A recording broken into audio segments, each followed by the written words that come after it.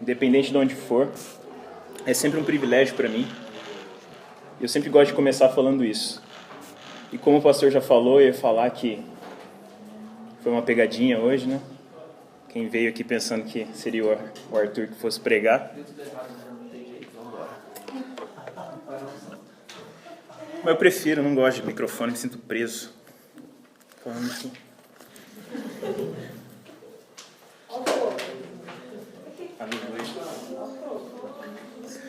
Mas então, gente, hoje o culto está sendo cheio de surpresa, graças a Deus, né? Mas para te consolar, eu também fui pego de surpresa. Eu soube que eu ia pregar na sexta-feira, mas eu falei, vamos embora. E é muito bom, né, quando a gente fica dependente de Deus, porque muita gente acha que a gente precisa fazer, né? A gente precisa, por exemplo, eu acho que eu preciso preparar, preciso ter tempo para fazer as coisas e tudo mais. Nossa, não vai dar tempo, tem um dia para preparar o sermão, mas não vai dar tempo, não sei o que. E daí Deus fala, não, fica sossegado, fica tranquilo. Eu que estou fazendo tudo isso, eu estou no controle de todas as coisas, fica tranquilo, meu filho, que eu vou estar lá com você na hora que você for pregar. E é nessa segurança que eu vim falar com vocês hoje. E espero que Deus nos abençoe, e Ele vai abençoar, né? Então eu gostaria que a gente abrisse as nossas Bíblias no Evangelho de Mateus, capítulo 3, do versículo 1 ao versículo 10.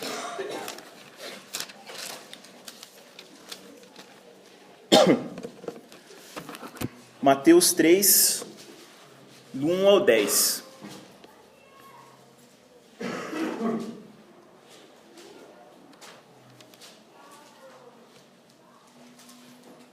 Vou ler. Naqueles dias, apareceu João Batista pregando no deserto da Judéia e dizia: arrependei-vos, porque está próximo o reino dos céus. Porque este é o referido por intermédio do profeta Isaías. Voz do que clama no deserto, preparai o caminho do Senhor, endireitai as suas veredas. Usava João vestes de pelos de camelo e um cinto de couro. A sua alimentação eram gafanhotos e mel silvestre.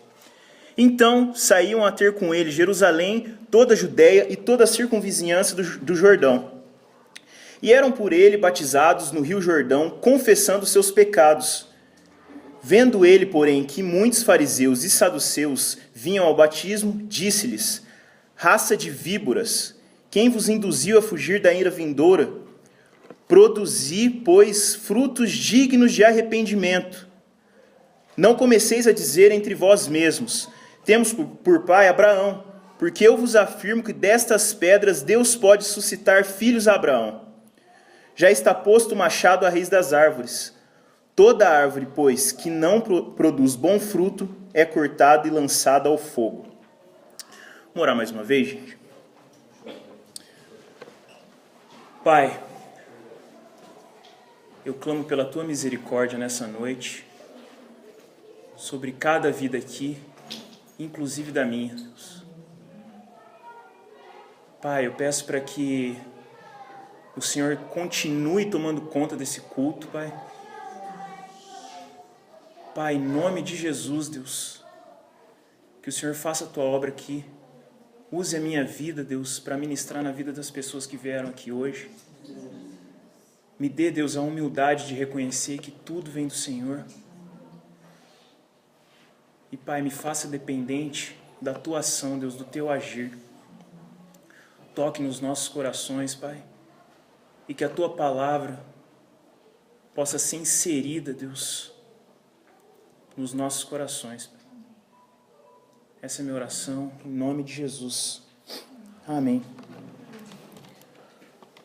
Bom, eu gostaria de começar a mensagem de hoje com uma frase. Então eu gostaria que vocês prestassem bastante atenção nessa frase, porque essa frase, ela é meio que um resumo do que eu ouvi falar hoje. Então, se você não entender nada do que eu falar, mas você fixar essa frase na sua cabeça, já valeu. A frase é a seguinte: O nosso Senhor e Mestre Jesus Cristo quis que toda a vida dos seus fiéis fosse uma vida de arrependimento. Vou repetir. O nosso Senhor e Mestre Jesus Cristo quis que toda a vida dos seus fiéis, ou seja, todo mundo que acredita nele, que confia nele como Senhor e Mestre da sua vida, ele queria que essa vida fosse uma vida de arrependimento. Essa frase, ela na verdade ela é uma tese. E ela faz parte das 95 teses que Martim Lutero pregou em 1517 na porta da Catedral de Wittenberg.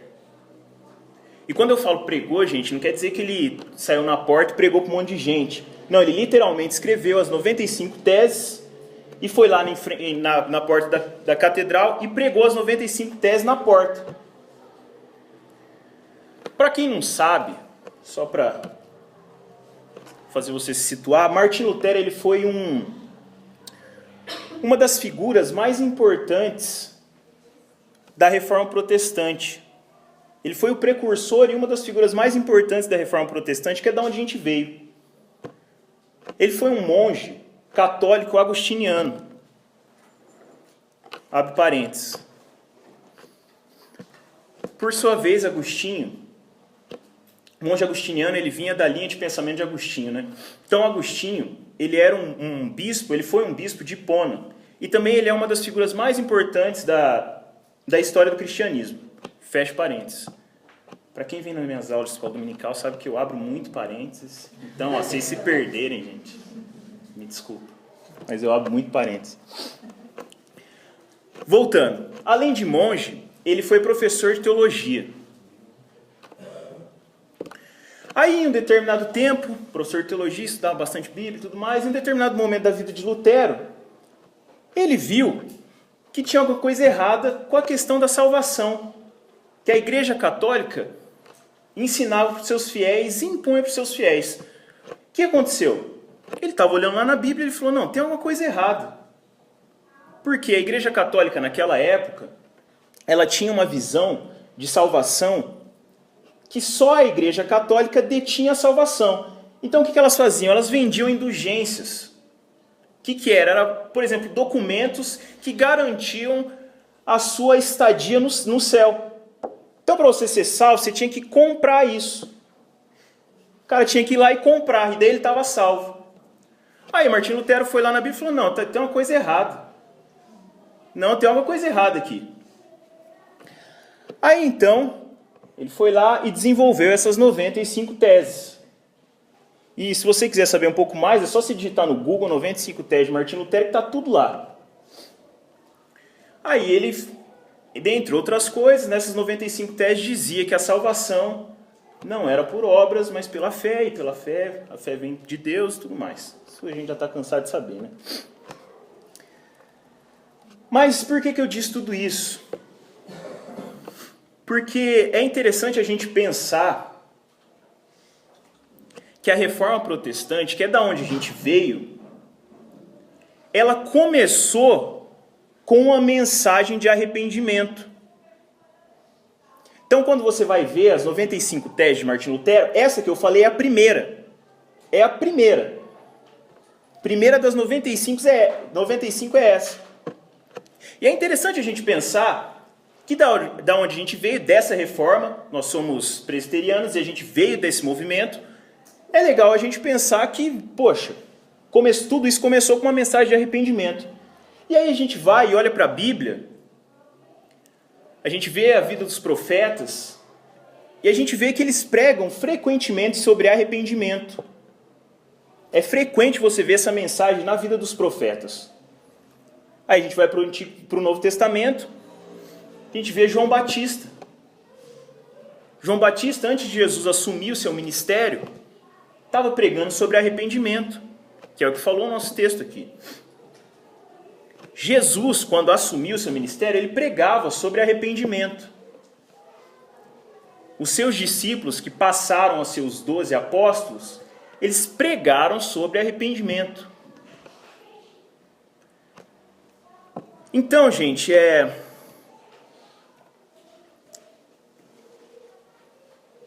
atitude de arrependimento é uma atitude extremamente necessária na vida de todo cristão. A atitude de arrependimento é uma atitude extremamente necessária na vida de todo cristão. E, como vocês podem ter percebido, a mensagem de hoje vai falar sobre arrependimento. E eu sei que vocês escutam bastante sobre isso. O Sérgio já pregou sobre isso aqui, o pastor Arthur prega frequentemente. Mas eu acredito que essa mensagem sobre arrependimento é uma mensagem que ela precisa ser constantemente pregada nos nossos púlpitos. Constantemente a gente precisa ser lembrado de arrependimento. Eu preciso ser lembrado de arrependimento. Porque é uma coisa muito fácil de esquecer. Então, nessa noite eu gostaria de trazer novamente essa mensagem sobre arrependimento. E pela misericórdia de Deus, eu espero que eu consiga trazer algo novo para vocês. Ou se não, reacender alguma coisa que estava apagada. Amém? Amém? Então vamos lá. Quando a gente vai para o nosso texto... Calma aí que meu esbocinho aqui, ele saiu da tela. Quando a gente vai para o nosso texto, gente... No primeiro versículo, ele fala uma coisa interessante que queria ler para vocês. Versículo 1 do capítulo 3. Naqueles dias apareceu João Batista pregando no deserto da Judéia. Para aí. Tem uma coisa aqui que é muito interessante, que quando a gente olha para esse texto, quando a gente lê ele superficialmente, dá só uma passada, às vezes foge do nosso entendimento. E isso que eu queria dizer é o fato de João Batista pregar no deserto. Alguém já parou para pensar do porquê que João Batista ele pregava no deserto? Por que João Batista ele não pregava, por exemplo, na cidade? Por que João Batista ele não pregava nas sinagogas, que eram os lugares em que as pessoas expunham suas ideias? Por que João Batista, sei lá, não pregava nas praças das cidades? Já parou para pensar sobre isso? A resposta é porque os líderes religiosos daquela época, eles não admitiam uma mensagem sobre arrependimento. Pregar sobre arrependimento não dava. Por quê? Porque quando você mexe com arrependimento, você mexe com o seu interior. Você precisa se expor todos os seus pecados, todos os seus podres, e dizer que você é fraco e você está errado. E isso é extremamente difícil para a gente. Só que tem uma coisa aqui que é muito interessante para a gente notar, é que quando a gente percebe essas coisas, a gente consegue fazer um paralelo com os dias de hoje. Como assim? Hoje é muito difícil você ver um púlpito que prega sobre arrependimento. O que você mais vê são púlpitos pregando sobre prosperidade.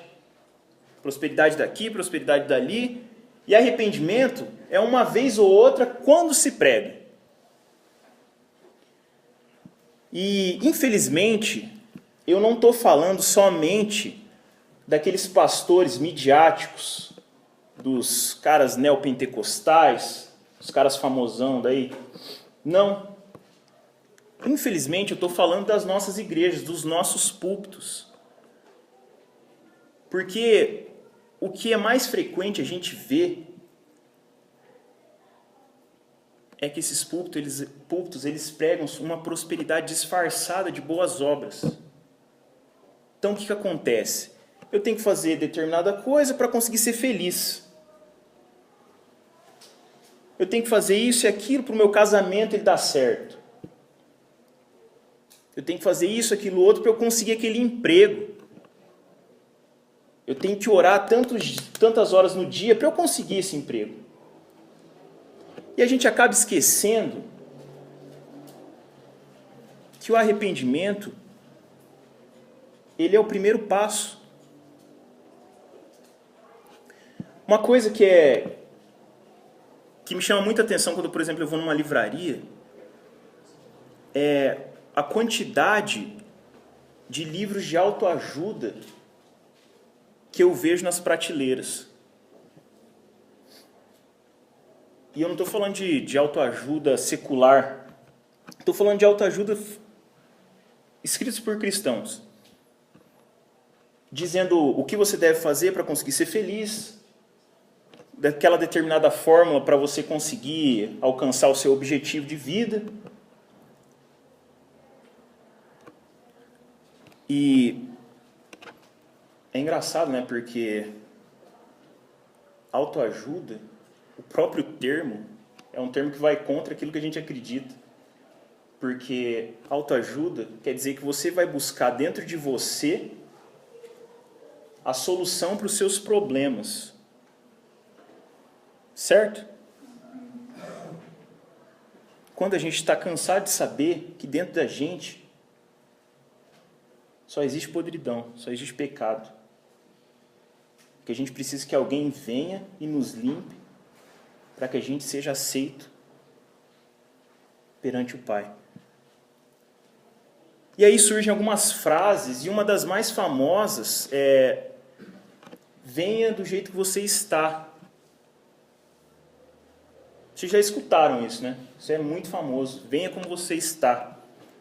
Essa frase ela está certa, não está errada. O problema é que ela devia ter uma continuidade. As pessoas, normalmente, elas param por ali. Vem como você está e eu vou continuar desse jeito. Porque Deus, Ele me aceita do jeito que eu sou.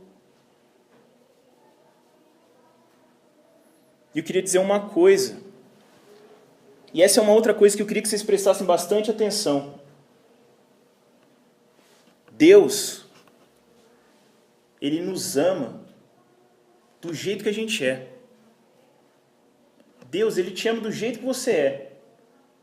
Mas Ele se recusa a te deixar desse jeito. Deus, Ele me ama do jeito que eu sou. Mas Ele se recusa a me deixar desse jeito.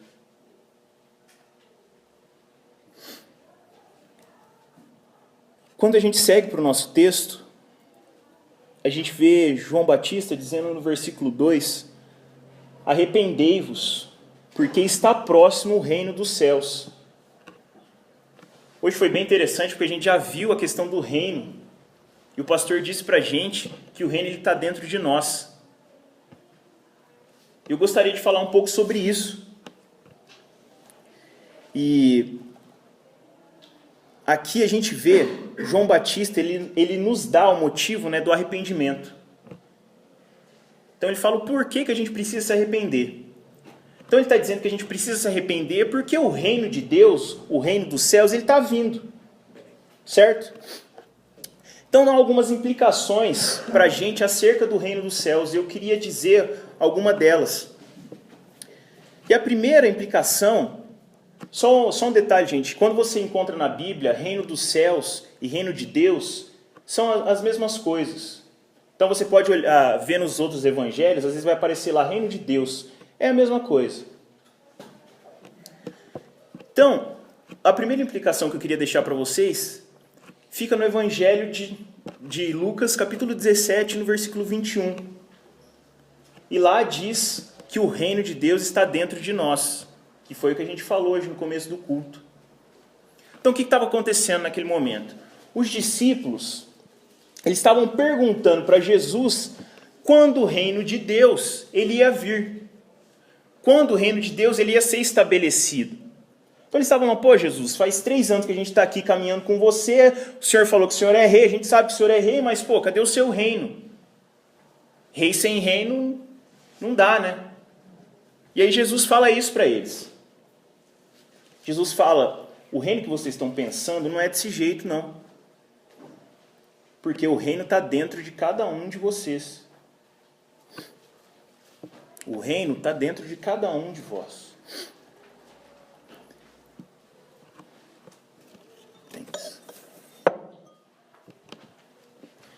Aí, quando a gente prossegue, quando a gente vai para o nosso texto, João Batista ele diz que a gente precisa nos arrepender porque o reino de Deus está chegando. Ou seja, em outras palavras, João Batista está dizendo que o reino de Deus, para que ele possa ser estabelecido, para que ele possa ser inserido em mim, em você, em nós, a gente precisa se arrepender, porque senão não dá.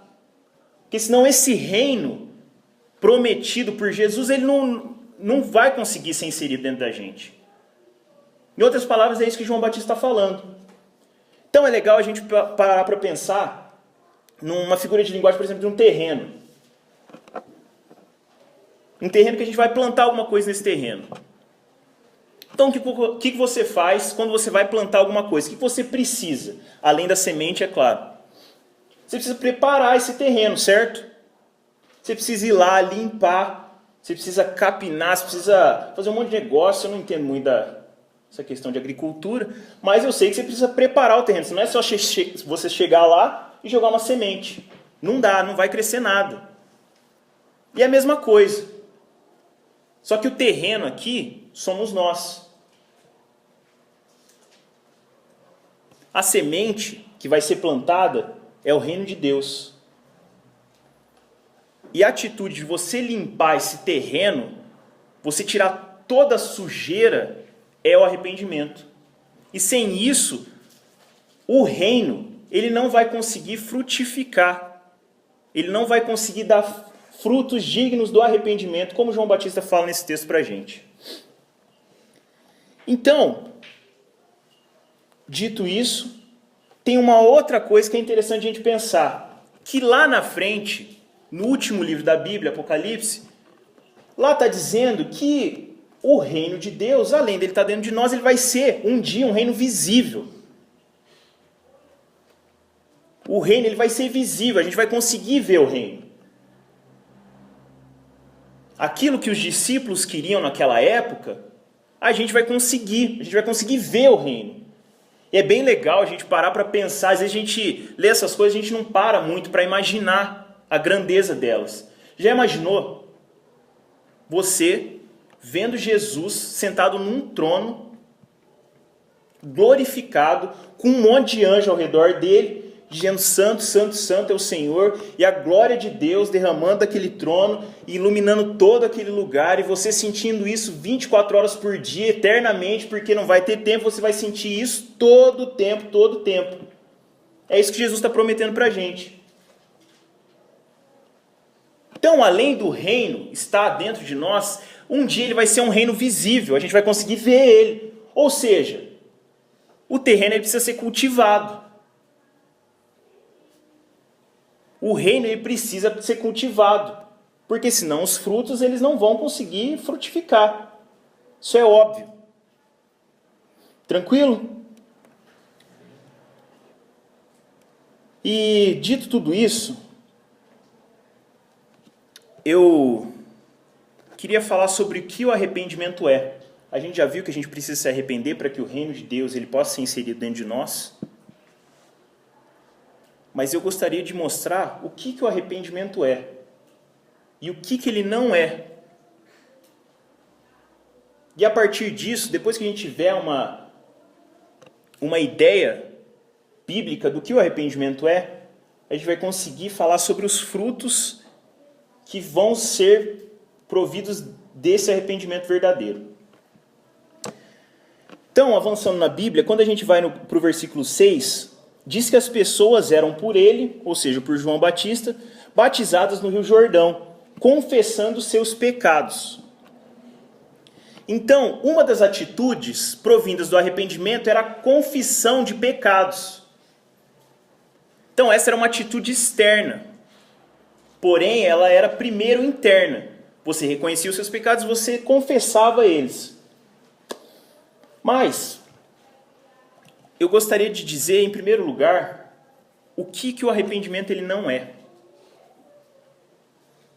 O que o arrependimento ele não é. Presta atenção nisso. O arrependimento ele não é remorso. Presta bastante atenção nisso. O arrependimento ele não é remorso. E a gente costuma confundir esses dois sentimentos facilmente. A gente costuma achar que porque a gente está sentindo um remorso, aquele peso no coração, a gente está arrependido verdadeiramente com Deus pelos pecados que a gente cometeu. Só que não é bem por aí. E eu queria mostrar 2 exemplos bíblicos para a gente, mostrando que remorso, que esse sentimento que muitas vezes a gente tem, ele não é um arrependimento verdadeiro. O primeiro exemplo que eu queria mostrar para vocês é o exemplo de Judas. Todo mundo conhece a história de Judas. Judas, ele foi discípulo de Jesus e ele foi quem traiu Jesus por 30 moedas de prata. Naquela época, 30 moedas de prata era muita coisa.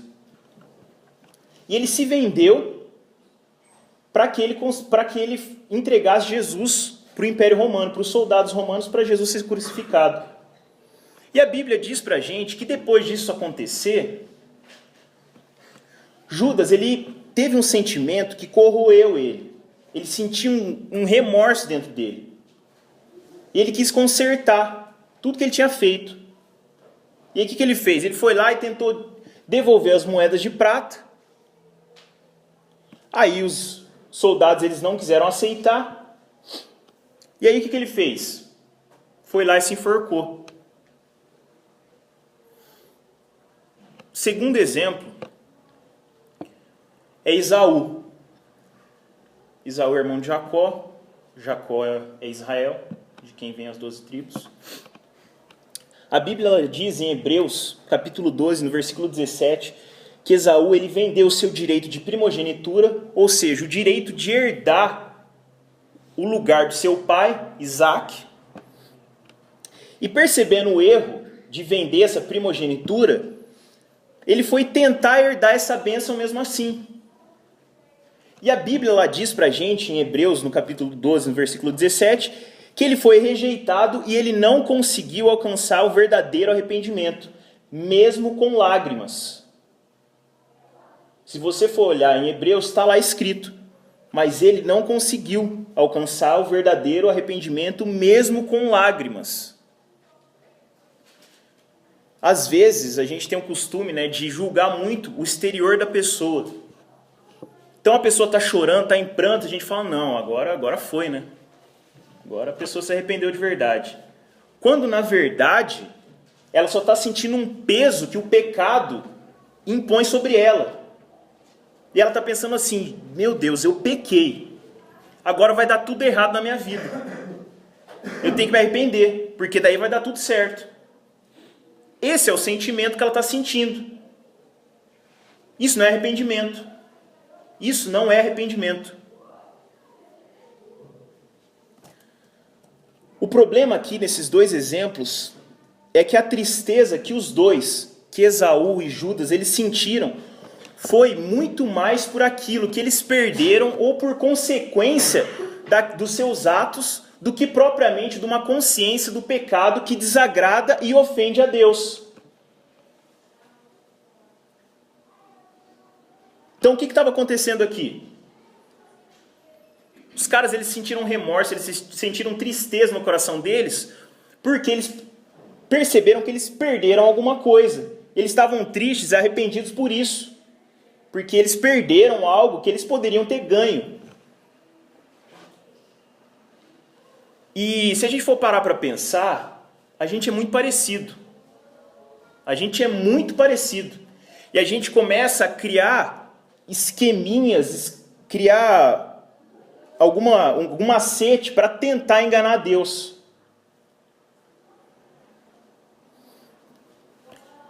E a gente acaba virando pessoas religiosas, legalistas. Ou seja, a gente começa a dizer que o arrependimento ele serve para deixar Deus feliz. E assim ele vai abençoar e responder às nossas orações. Só que a gente disfarça isso de arrependimento. Vou falar de novo. A gente acaba virando pessoas religiosas, legalistas. E esses religiosos legalistas vão dizer para a gente que que o arrependimento ele serve para deixar Deus feliz. E assim ele vai nos abençoar e responder as nossas orações. E assim como Esaú, nós só nos entristecemos por causa das consequências que o pecado ele causa em nós.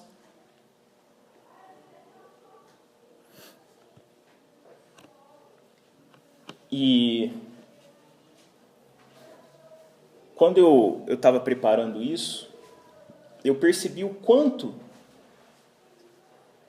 eu sou malandro com Deus, quanto esqueminha eu faço com Deus.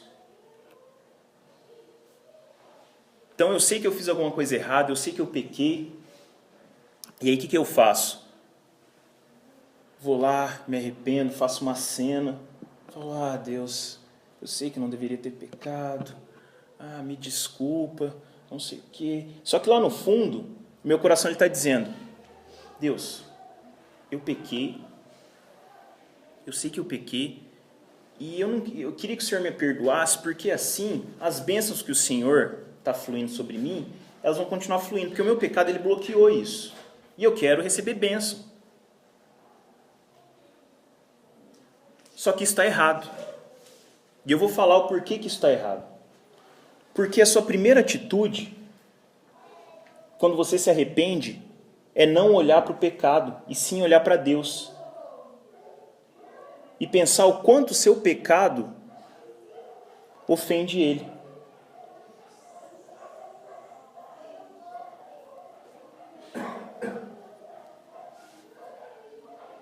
Vai falar que você nunca fez isso.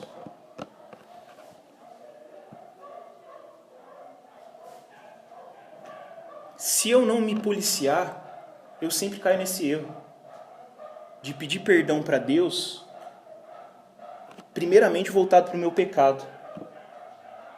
Quando a minha primeira atitude seria olhar para Deus e falar, Deus, me perdoa porque eu ofendi o Senhor. E é só por isso que eu estou arrependido. Porque eu pequei contra o Senhor está triste comigo.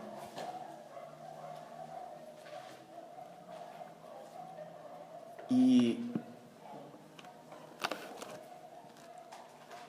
eu tenho visto que as nossas igrejas, ultimamente, elas perderam essas noções relacionais com Deus. A gente perdeu o temor. A gente perdeu a noção de quem Deus é. A gente perdeu a noção de que Deus, Ele é o nosso Pai. E assim como qualquer pai, quando você magoou o seu pai, ele vai ficar triste.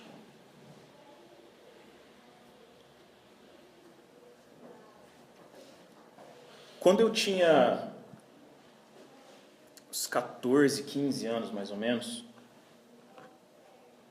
teve uma feira de ciências no meu colégio. E aí, minha mãe, ela foi para me visitar. Meu pai, era uma época bem difícil para a gente, meu pai ele trabalhava o dia inteiro. Não que ele não trabalhe hoje, mas na época ele trabalhava mais ainda, porque ele precisava sustentar a casa. E aí minha mãe, ela foi me ver. Só que, como eu disse, era uma época bem difícil para a gente. E a gente não tinha dinheiro para muita coisa, o dinheiro era bem contadinho. Então, às vezes, a gente tinha momentos que não tinha o que comer em casa. Tinha só um arroz ali, e às vezes minha mãe ela deixava de comer para que eu comesse. Isso já aconteceu algumas vezes lá em casa. Então, minha mãe ela foi nessa feira de ciências para me ver. Só que eu fiquei fugindo da minha mãe.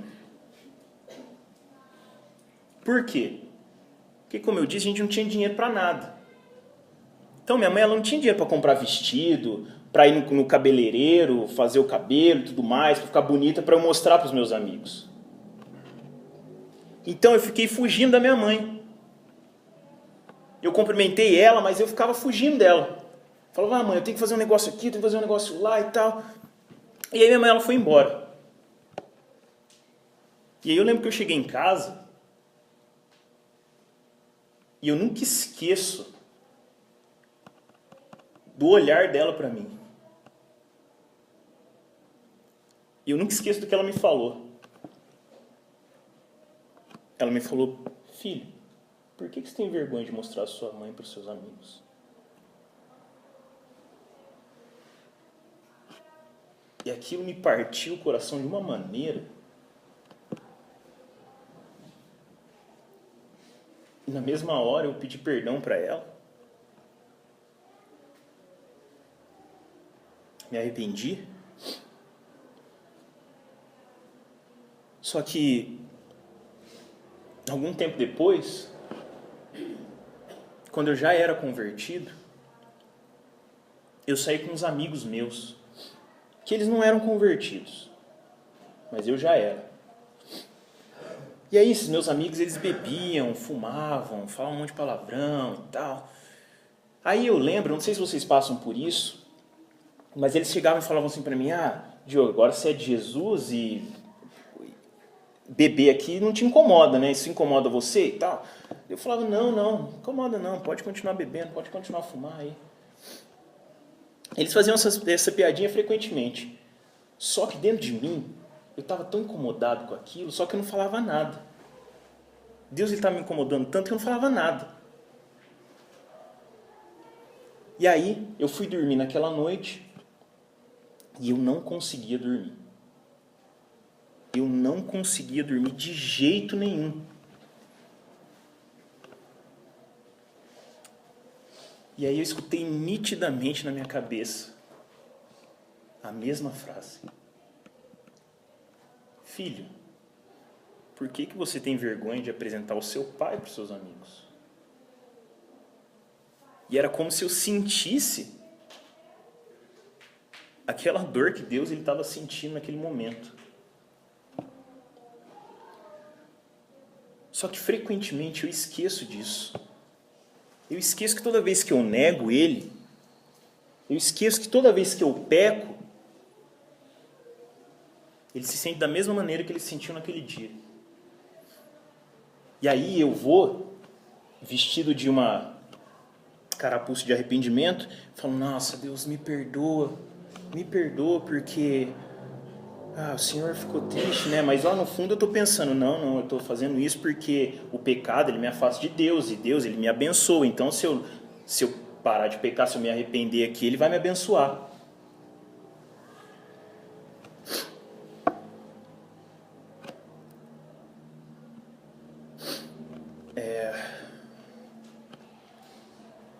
A gente precisa ter noção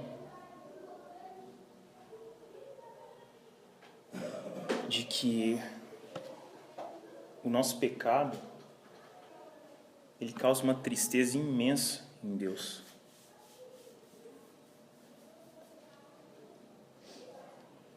Quando a gente for se arrepender, a nossa primeira atitude é olhar para Ele e não olhar para nós mesmos. E você está percebendo o quanto isso é sutil? Quanto é sutil você confundir essas duas coisas, as suas motivações de arrependimento? E eu gostaria de encerrar dizendo o que o arrependimento ele é. Quando a gente vai lá para os versículos 7, versículo 8 e 9, diz: vendo ele, João Batista, porém que muitos fariseus e saduceus vinham ao batismo, disse-lhes: raça de víboras, quem vos induziu a fugir da ira vindoura? Produzi, pois, frutos dignos de arrependimento, e não comeceis a dizer entre vós mesmos: temos por pai a Abraão, porque eu vos afirmo que destas pedras Deus pode suscitar filhos a Abraão. O que está acontecendo aqui é que os fariseus eles estavam indo procurar ver o que estava acontecendo, e alguns fariseus eles queriam receber esse batismo de arrependimento. Só que João Batista, em outras palavras, ele está dizendo: o exterior ele não vale se o interior ele não tiver mudado. Você pode falsificar o seu arrependimento, Mas se dentro de você isso não mudou, não adiantou nada. Então, rapidamente, eu gostaria de dizer o que o arrependimento ele é e depois dar um exemplo motivacional para você ter a noção de que o arrependimento ele é possível, o arrependimento diário e constante ele é possível. Duas coisas que o arrependimento é. O arrependimento ele é uma mudança de mente e uma mudança de atitude. E essas duas coisas elas estão ligadas. Você não consegue somente mudar a sua mente sem mudar suas atitudes. E você não consegue mudar suas atitudes sem mudar sua mente. E isso é uma artimanha que a gente faz muito. De mudar o nosso exterior, as nossas atitudes, mas dentro está tudo a mesma coisa.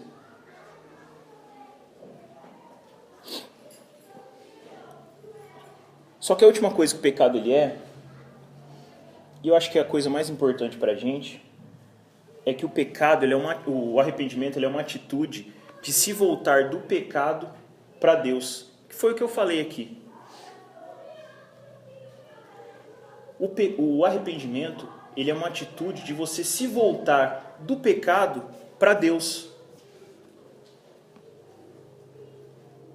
Tem dois sentidos isso. O arrependimento, ele não é somente você largar a sua vida de pecado. Ele é isso também. Mas ele também é a questão de quando você peca, você não olha primeiramente para ele, mas você olha primeiramente para Deus. Se você tiver essas duas coisas em mente, aí você vai ter o verdadeiro arrependimento. Para fechar, eu queria falar um pouco sobre a vida de Paulo e gostaria de dar uma tarefa para vocês. Para essa semana, se vocês conseguirem, ler o livro de Atos e ler um pouco mais sobre a vida de Paulo. Um resuminho aqui rápido. Paulo, ele era um fariseu, ele era aquele cara legalista, aquele cara que o externo era importante, o interno não é tão importante assim, eu preciso fazer para garantir o meu lugar. Paulo era uma dessas pessoas. Em um determinado momento da vida de Paulo, Jesus pegou ele de jeito e ele se arrependeu de tudo que ele fez.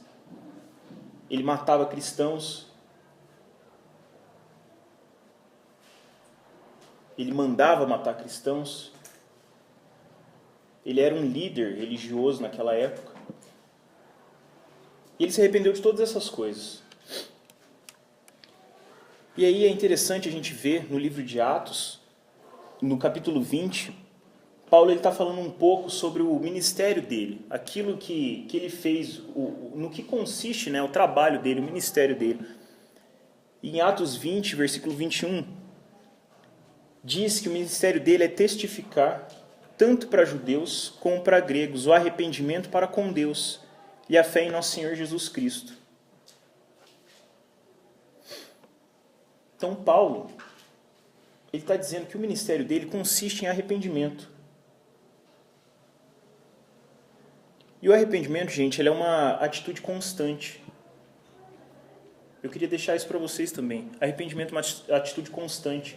A gente precisa constantemente se arrepender daquilo que a gente comete, dos pecados que a gente comete, dos erros que a gente comete.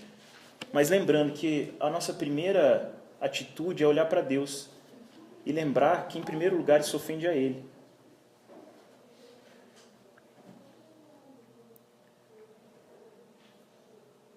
Então, se você puder essa semana ler o livro de Atos, vai ser bem interessante para você ver um pouco da biografia de Paulo e ver que o arrependimento ele é algo que ele realmente acontece, ele muda o nosso ser inteiramente, integralmente.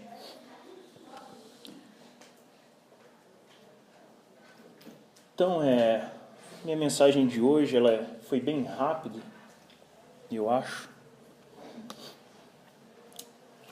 mas é para que a gente se volte em arrependimento todos os nossos dias. Quando a gente acorda, a gente possa olhar para Deus e falar: Deus, eu me arrependo de tudo que eu cometi, eu me arrependo dos meus pecados, porque isso entristece seu coração. Então essa é a minha mensagem de hoje para vocês. Espero que vocês tenham aprendido algo novo, tenham relembrado da importância do arrependimento para as nossas vidas.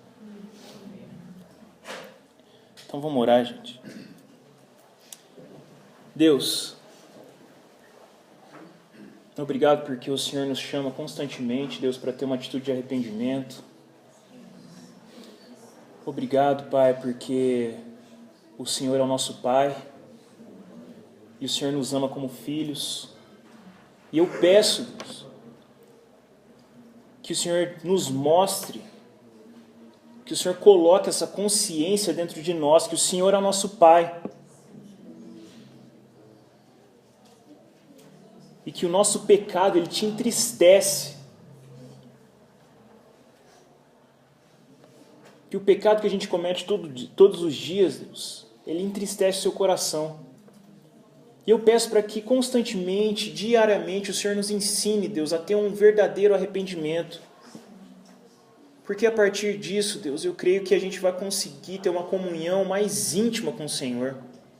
A gente vai aprender a te honrar, a te amar, a te obedecer, a abandonar o pecado. Deus, esse é o nosso clamor hoje à noite, Pai. Um clamor de arrependimento.